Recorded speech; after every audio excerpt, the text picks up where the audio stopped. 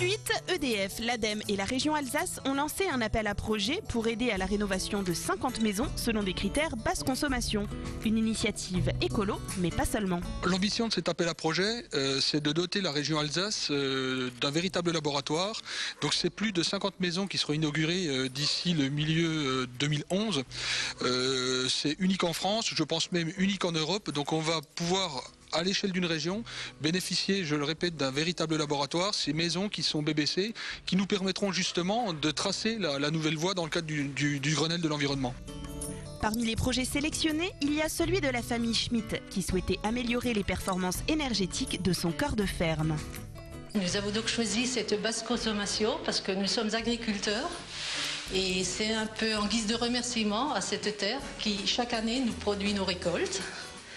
Donc avec nos moyens, à notre niveau, nous aidons à une planète propre.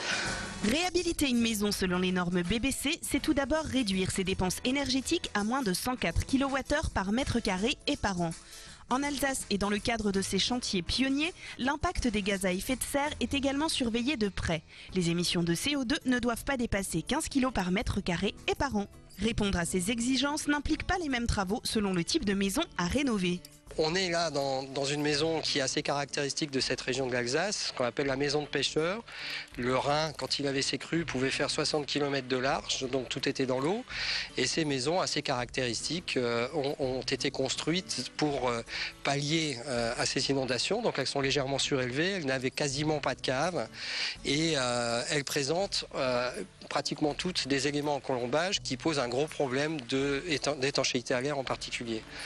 Dans ce cadre-là, le colombage n'était pas suffisamment spectaculaire pour qu'on puisse le garder apparent, donc on a décidé de pratiquer une isolation par extérieur, ce qui est relativement simple pour faire de l'étanchéité à l'air, tout en conservant les volumes et, on va dire, le charme de cette maison.